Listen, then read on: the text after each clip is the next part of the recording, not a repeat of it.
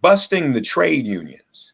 Now, labor unions were always with Democrats, but somehow what Reagan was able to do, and presumably what Thatcher was able to do in Britain, was, I guess, by attaching themselves to some of these other industries that Republicans are now a part of, it has, while it hasn't necessarily busted the labor unions, it has divided the labor constituency along racial and geographic lines, has it not?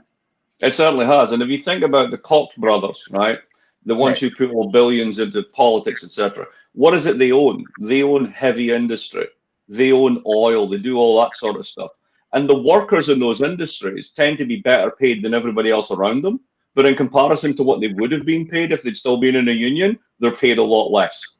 So it's always a question of relative gains, right? To go back to Dr. King's point, so long as I'm better than that guy, I'm doing okay.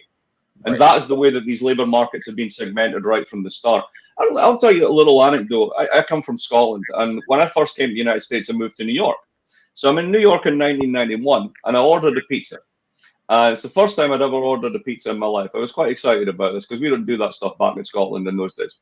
So I go to the door, and then there's this guy who's standing there, and he's from the south of Mexico. He's a distinct ethnic group from the south of Mexico.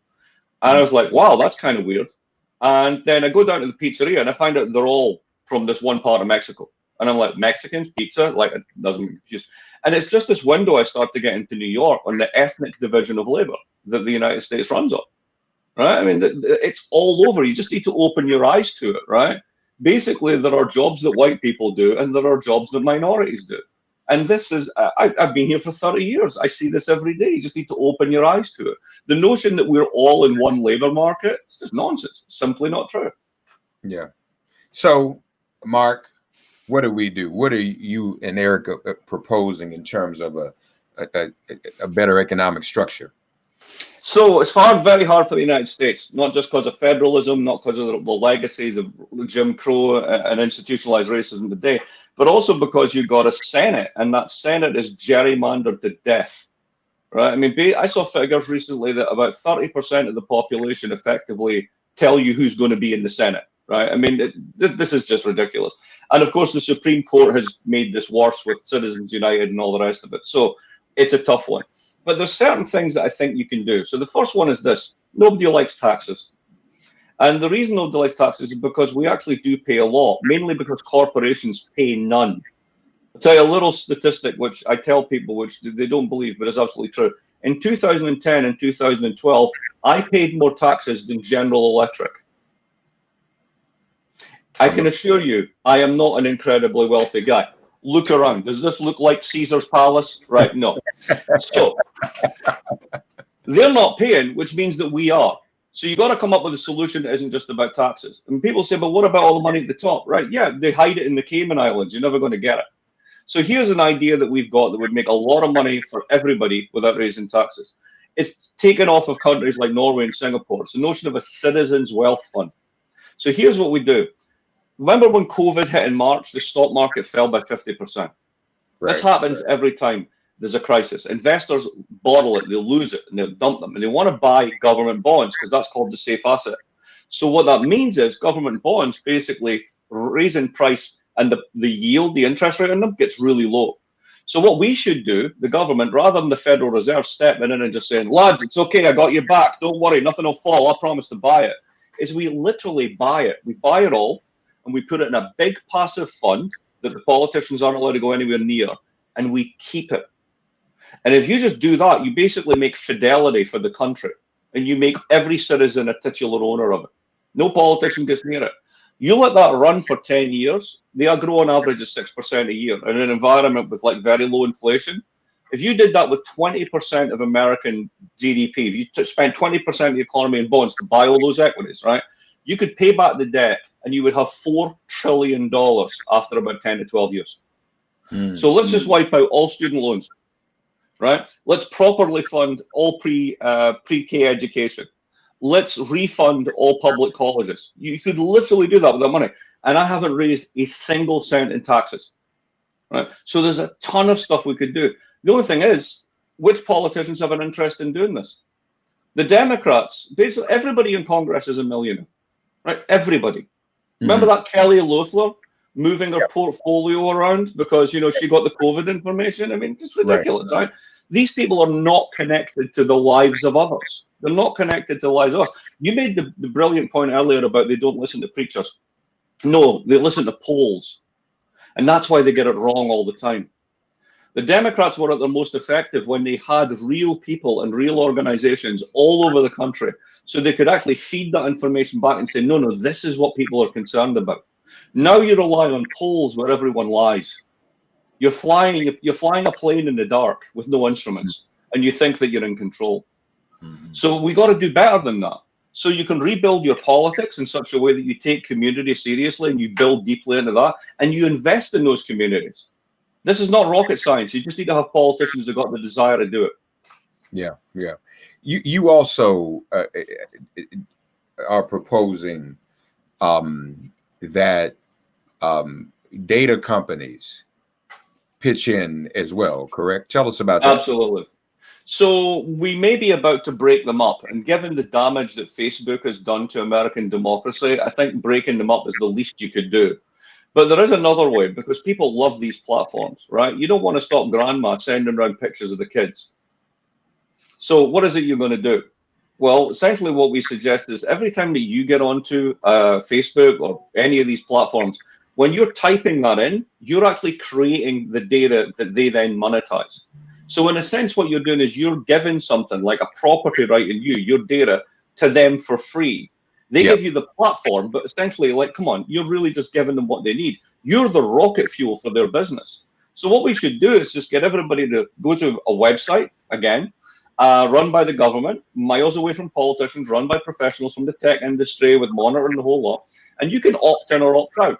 And if you opt in, we auction the data to the companies, the same way we do with cell phones, right? When you want to give up mobile spectrum, 3G, 4G, 5G, we auction that to the companies and they bid billions of dollars to get access to it for a limited time. Why do we give our data for free? Imagine if like 150 million Americans said to Google and Facebook, no, no, you got to pay for it now. Well, they Mhm. may say, well, you don't get your free search anymore. Okay, other firms will pop up and give you free searches. Don't worry, it's just a question of bringing them somehow to basically benefit us and not just the insiders that own the firms. Well, and I think too, especially when it comes, 'cause that would include social media too, Well, correct? Yeah. absolutely. Yeah. And 'Cause- anything you're giving data to, they should be paying a user fee. but see, the thing to me, Mark, what social media has done, I mean, it's beginning to pile up more cons than pros for me because social media is being used to disinform Hmm. and incite some of Totally. the misplaced anger that we're seeing. And they're getting that for free. They're making a Uh-huh. fortune off of wreaking havoc in the streets. To me, it's not as organic as it would be and wouldn't be this bad if people weren't able to use social media to disinform people. So you got to pay. Absolutely.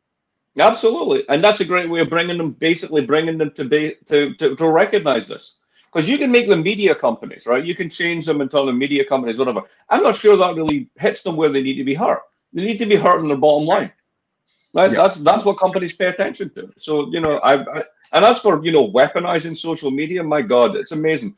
Here's what we've done. Ahmad, you know that there's a great documentary on Netflix about this, a four-part series called The Social Media or something. I forget Yeah. what it's called. But Right. essentially, this is about dopamine in the brain, right? I mean, this is the same stuff you get when you take cocaine. So you're microdosing dopamine hits with people, and then you're giving them withdrawal. So how do you maximize your dopamine hits? You put them with loads of people who agree with them. So we all just find the bits of the media where we all hang out with people who only agree with us. And anyone who disagrees with you, it's like you're getting your dopamine withdrawn. So we basically created the worst after crash party in the world and generalized it across the country. It's just it's bad for us. It's really bad for us.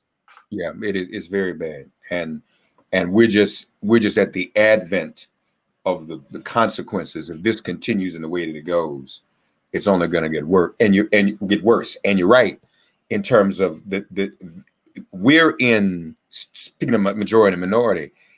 you know, the minority controlling all the wealth.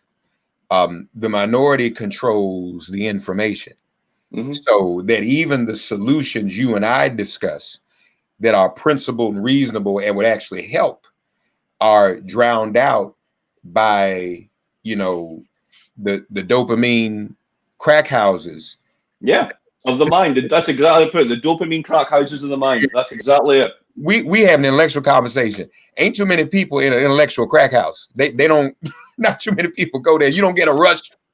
Mark and I probably making y'all high right now, but we got some medicine you probably need to take in this book, Angrynomics. So yeah, that's, man, it's a lot. It's a lot to be done, folks. We encourage you to check this out as this debate is ongoing. Don't give in. But so real quick, because you do have some criticism for the Democrats and how, and as we said, they take the red pill, they get to be milquetoast. So it's really not enough, is it, Mark Blyth, for Democrats and Biden? And it's sweet. We got to heal. We got to bring them in. We have to kumbaya. And I'm a preacher, and I believe in all that. But that alone doesn't get it done without putting some of these other tangible measures in place, correct? Correct, absolutely correct. But here's the problem as they see it, and they may be right. And here's the problem. So just after the election, there was a phone call amongst a whole bunch of leading Democrats. You probably saw it written about it in the papers.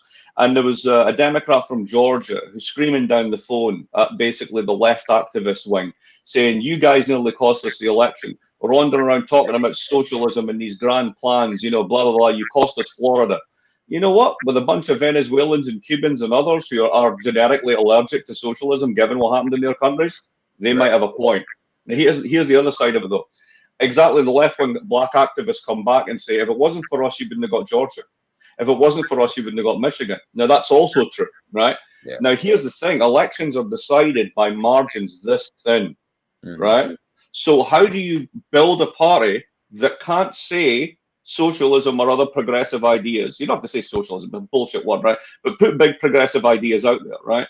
And at the same time, you've got another one who's basically like, well, you know, if you do, you risk losing it. And the margins are that thin. So it's a tough one, right? If we go all in on the types of policies that you and I intrinsically just like, this is what we should do, we risk a lot. But if we don't do it, we achieve very little. That's right. What do you do? What do you do?